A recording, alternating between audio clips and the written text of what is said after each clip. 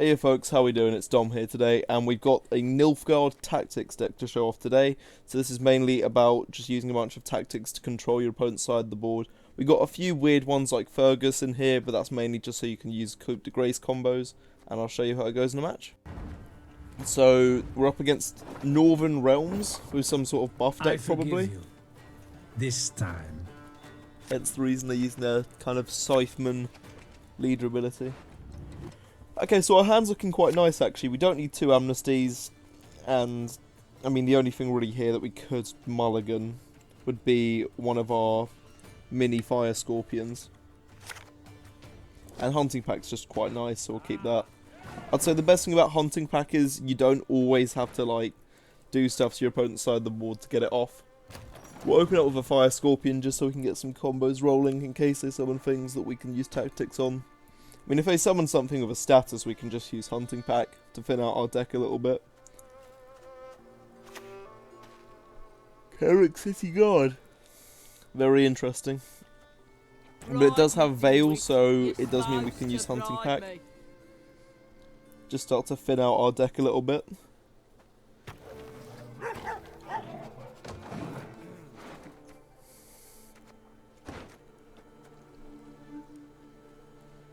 So, Amnesty's always good fun, but obviously we need to get cards at the right value.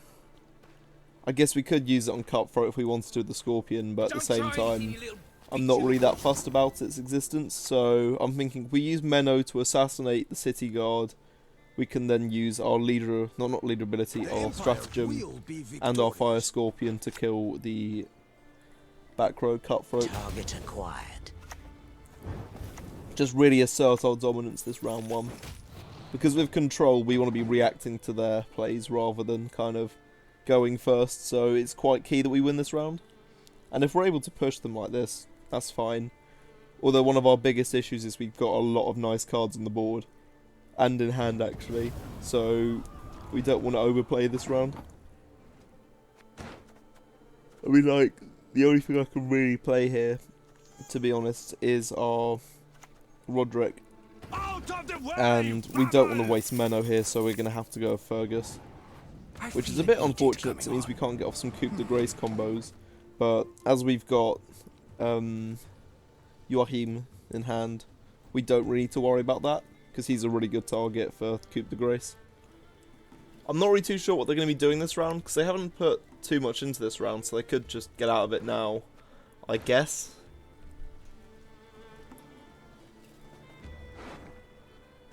I'm looking through our deck. Hefty Helga's definitely something we want.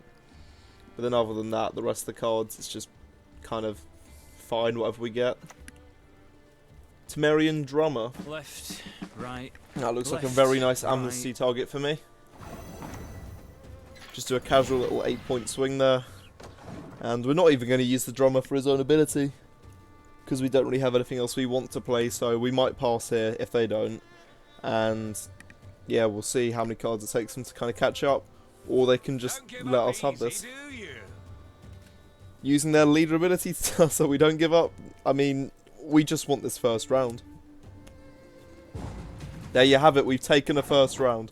Something we barely ever do, but we actually really badly needed to with this deck. And they weren't really investing in this first round, so it's quite a simple take.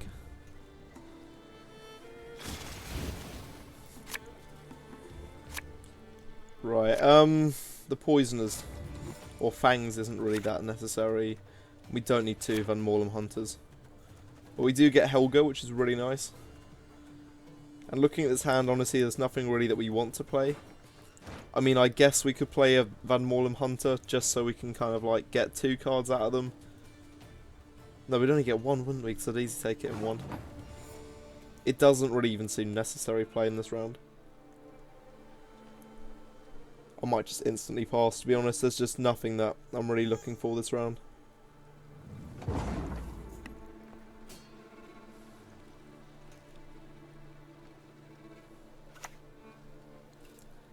Get Carrick City Guard out of them. I mean, it's kind of good to see that gone, because they played it first thing. It would have been a bit annoying for us. The issue is we don't really know what their deck is at the moment, other than the word buff. So, yeah, we kind of are a bit clueless with them. We've got quite a few aristocrats, so we don't really need the Van Morlem Hunter. And the Fangs seem a bit lame. And battle preparation, I mean, it's a tactic, which is nice. But I guess getting a Fire Scorpion or a different tactic would have been nicer. But instead we get a Fangs, which I guess is okay. I mean, it works with our Masquerade Ball. Whether that means poisoning an extra unit or just buffing up our Thirsty Dame. So, we're all okay with that. There are things in the universe of which even the Carrick sages Frigate, have now, not dreamt. it's got a shield, which is usually a bit of a pain. Although, we have soldiers in our deck, so I'm thinking this is a decent enslaved target. And we just start to run, like, frigates against them. I think if we get out something like Hefty Helga this turn, our own siege engine, and then we steal their frigate. It means they've got one in hand, but we can easily just assassinate it. So, yeah, we've actually managed to set up some devious siege engines on our side of the field. I mean, Nilfgaard is just that weird faction which has like a load of really wacky things. I mean, if you're not thinking that like playing your opponent's deck is just not wacky, well, I've got some news for you, kid. Unfortunately, we aren't going to be able to put down a soldier for a while because the only soldier that we have in hand is Usurper Emperor. And, I mean, we also have Joachim, but he's just loyal, so that's not really worth mentioning. Temerian Drummer, that's just a nice Tory Joust target. We can wait on our Carrick Frigate, I guess, because we're just trying to show more of our control values here. And we don't want them doing a lot of buffing, because obviously their deck's around buffing by their leader ability.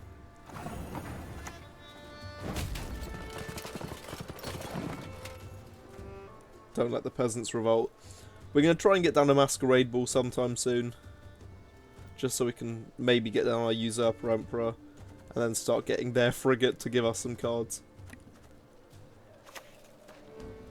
Amphibious Assault.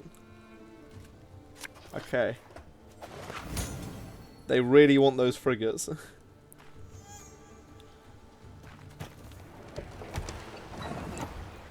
If I got one more charge on Helga, I'd be able to kill it, but unfortunately I don't at this moment, so we'll have to give it a turn or two.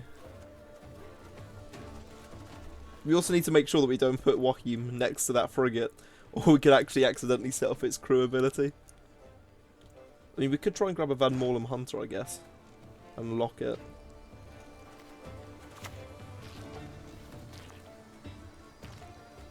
Discipline shall bring us victory. Rayna's a bit annoying as well, so I guess we use Helga to get rid of that. And then, I guess go for Joachim. What's he going to grab? He grabs a Fangs, which is actually extraordinarily good because we now get a double poison off because of Masquerade Ball. So there we go, the frigate's gone. We managed to poison a ship, everybody. Good work. I mean, I guess we poisoned the crew on board the ship and then it sunk. But yeah, no. We're talking about ships in like some weird muddy battlefield right now. I'm sure they weren't the most useful things.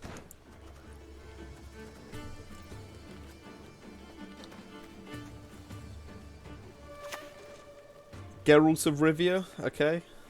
I mean, I guess that's fair. The only other real target that we could have had for them is probably the Thirsty Dame, so... do we keep the Grace now? Let's start using our, what's it called? Lovely, gentle Chad. Our Carrick Frigate, that's what it's called. It does mean, like, almost all the other cards we have, we're going to need to put on the ranged row now.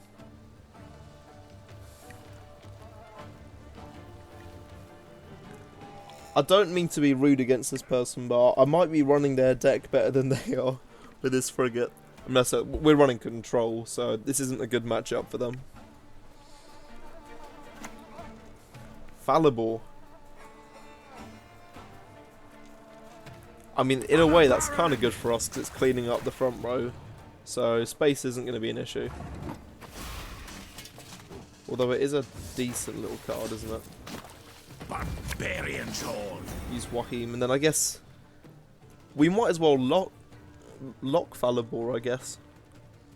Because, I mean, we're winning by quite a bit. So bleed doesn't really seem necessary, and because I'm thinking that I'm going to either use Yennefer's Invo on Falibor or Vincent. Might as well give it a status. Or should I say bleed's a status too, isn't it? I guess the issue would just be that I'd have to play those cards a bit sooner.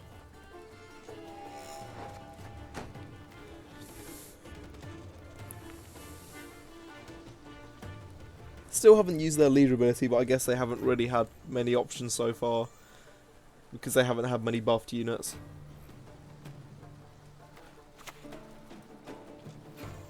But here comes Prince Dennis to buff 4 whole units. You stand before royal majesty. I mean, I guess the best we can do is like weaken or remove Falibor. Probably should have just put bleeding on like Geralt or something. Would have been a bit better value, but then again, we're winning this by quite a bit.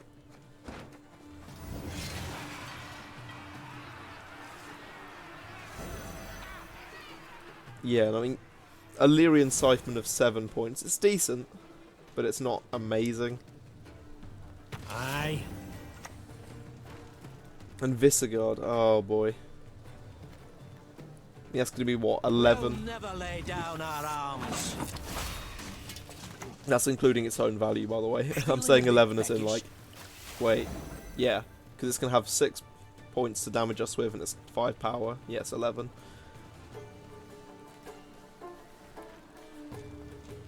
We've easily got this. I mean, I don't really know what their last card could even be for them to have a big swing. I mean, I guess that's good for Thirsty Dame, but Gather my men. yeah, no, it's not really that much.